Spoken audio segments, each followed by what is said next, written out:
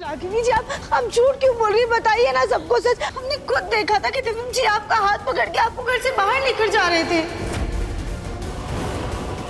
राधिका दीदी, जब दिव्यम जी घर से बाहर गुस्से से जा रहे थे ना, तब हम उनका हाथ पकड़कर उन्हें रोकने की कोशिश कर रहे थे।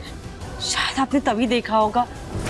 हम तो घर पे ही थे पूरा टाइम, घर से बाहर निकले ही नहीं। अरे क्या हुआ अब आप लोगों को? आप लोग ऐसे चुपचाप मूर्ति बन करके क्यों खड़े? अरे पूछिए ना इसे कि कहाँ है हमारा मुन्ना, क्योंकि हम तो इसके जन्मजात दुश्मन है ना। हमसे तो ये झूठ ही बोले कि सच तो बताएगी नहीं, लेकिन आप लोग तो इसके सगे हैं ना। आप लोगों को तो ये सच बताएगी ना कि हमारा बच्चा कहाँ है। तू जाता, शांत हो जाओ। इतना गुस्सा होने की जरूरत नहीं है। दिव्यम कोई छोटा बच्चा नहीं है जो कहीं चला जाएगा या खो जाएगा। आ जाएगा थोड़ी देर में, थोड़ा इंतजार तो करो। अरे परिवार के लिए तो तुम हमेशा से ही अपशगुनी थी राधिका, लेकिन तुम्हारी बेटी तो तुमसे भी 10 कदम आगे निकली है। हमें पहले से ही अंदाजा था, हमारा दिल कह रहा था कि तुम्हारी बेटी के जन्मदिन पर कुछ ना कुछ अपशगुन होने वाला है। तुम दोनों माँ बेटी ने हमारे बच्चे की जिंदगी में जहर घोल करके रखा हुआ है। जब से वापस लौट करके आई हो, हमारे घर में सिर्फ और सिर्फ कलेश हो रहा है। जिंदगी कुछ ऐसा तुमने टीवी का धारावाहिक बना करके रख दिया है। कभी कुछ अच्छा होता ही नहीं है। कोई नया ड्रामा, कोई नौटंकी, रोना धोना, चिल्लाना, चीखना, ब्लैकमेलिंग सब होती रहती है। तो शादी, चैन, सुकून तो जैसे बिगा ले चुका है हमारे घर से, हमारी जिंदगी से। अरे बात का बतंगड़ मत बनाओ सुजाता, चुप कर जाओ। माँ जी, आप शांत हो जाइए। दिव्यम जी जहाँ कहीं भी होंगे ना, वो बिल्कुल सही सलामत होंगे। अब प्लीज हिम्मत रखिए। अच्छा हुआ सारा ब्लेम राधिका पर आ गया। अब हमें इस जलती हुई आग को और भड़काना होगा। राधिका दीदी, पर आप दोनों में झगड़ा क्यों हो रहा था? हमने देखा था दिव्यम जी बहुत परेशान लग रहे थे, और वीडियो में भी देखा ना आपने कि उनका गुस्सा तो साफ साफ नजर आ रहा था। और वो तो बहुत गुस्से में घर से गाड़ी लेकर बाहर निकले।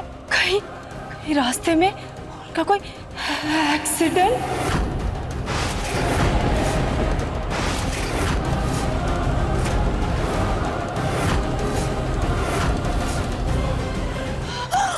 हे भगवान, अगर उन्हें कुछ हो गया तो हमारा और सोनू का क्या होगा?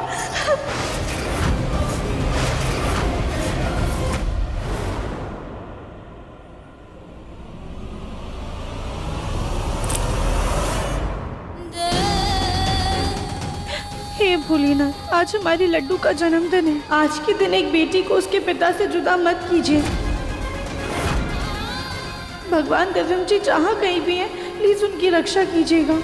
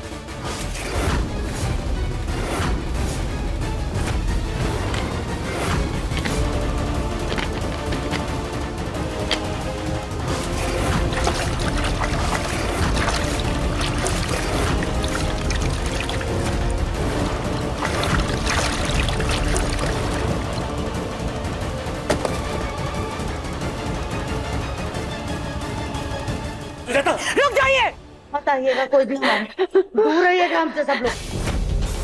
होश में आओ सुजाता। माँ जी, आपको ये क्या हो गया? अभी क्या कर रही है? पागल हो गए आप। राधिका, क्योंकि तुमने हमें पागल कर दिया और ये उसी का नतीजा है, तो भुगतो। हमारे पिछले जन्मों के पापों की सजा पहले हम हमारे बच्चे को नहीं भुगतने दे सकते। हमारे ही घर में हमारी खुशियों से ज्यादा तो बस राधिका की फिक्र है ना। फिर ठीक है, आज हमारे साथ साथ हम इस राधिका को भी लेकर डूबेंगे। सुजाता ये क्या बचकानी हरकत? रुक जाइए। अपने साथ साथ हम इसकी भी जान लेकर के रहेंगे। मुन्ना के बिना तो हमारा जीवन व्यर्थ है। अपने मुन्ना के बिना तो हम एक पल भी चैन की सांस नहीं ले सकते। और आज ये जो कुछ भी हुआ है उसकी जिम्मेदार ये है। नहीं सुजाता। इसलिए आज इस बला को हम अपने साथ साथ मार कर रहेंगे, क्योंकि अगर इसका बुरा साया हमारे परिवार पर पड़ा ना तो हमारा परिवार भी कभी भी एक पल चैन की सांस नहीं ले पाएगा। इसलिए आज ये किस्सा ही खत्म कर देते हैं हम। सुजाता शांत हो जाओ, बस करो।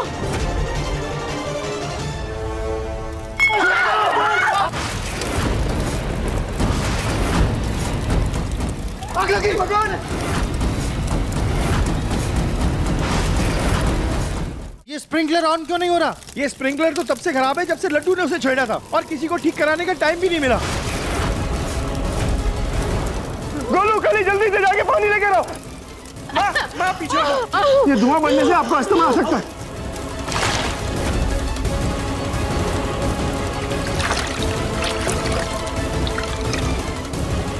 अरे कोई तो आग बुझाइए। घबराइए मत माँ जी, घबराइए मत।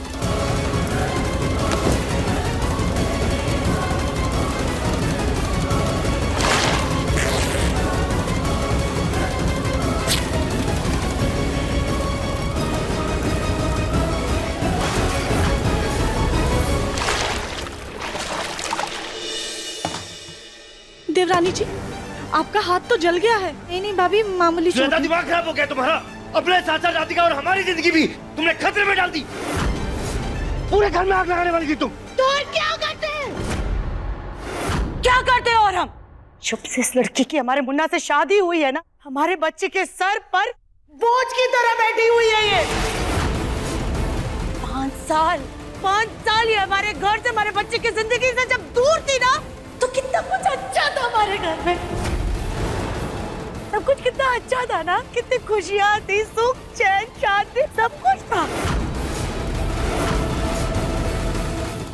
जब से इसके मनहूस कदम हमारे घर में फिर से वापस बढ़े हैं ना, हमारे घर में कोई बवंडर, कोई तूफान आ गया है। सब कुछ खत्म हो गया। थक चुके हैं हम। बार बार अपनी हार को अपना करके राधिका थक चुके हैं। कितनी बार तुम्हें हमने अपने घर से बाहर निकालने की कोशिश की, लेकिन कभी हमारा मुन्ना तो कभी मुन्ना के पापा हर बार मनोज लड़की को हमारे घर में रोक ही लेते थे। और हमारे गले की हड्डी बन करके रह गई हो तो कभी हमारे सोनू तो कभी हमारे मुन्ना की जान के पीछे पड़ी हो। इसीलिए आज इस लड़की का हम किस्सा ही खत्म कर देते हैं।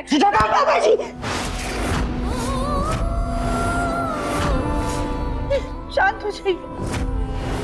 हम सब जानते हैं कि माँ जी को दिव्यम जी से कितना मोह है।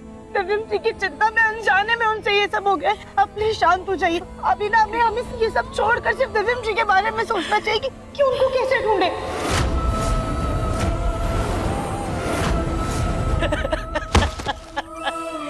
प्लीज कोई हमारे बच्चे को वापस ले आओ, हमारे मुन्ना को वापस ले आओ। पता नहीं कहाँ होगा वो, कि किस हाल में होगा, क्या हुआ होगा उसके साथ। कोई तो हमारे बच्चे को वापस ले आओ।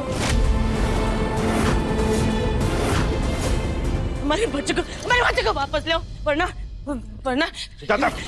चाची वरना पुलिस में फोन कर देंगे। पुलिस में फोन करके राधिका के खिलाफ कंप्लेंट कर देंगे। की वजह से हमारा मुन्ना गायब हुआ है। और रागिनी के फोन में जो सबूत है ना, उससे ये साबित हो जाएगा दोषी यही। फिर हम इसको जेल भेज कर रहेंगे।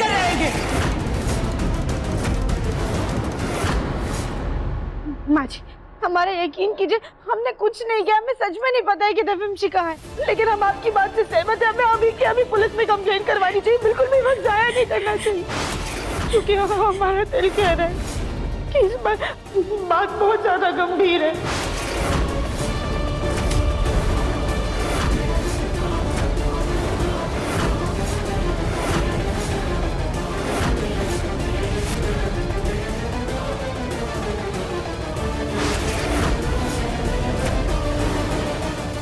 देखिए मन अति सुंदर के लेटेस्ट एपिसोड्स अभी सब्सक्राइब करें दंगल प्ले ऐप।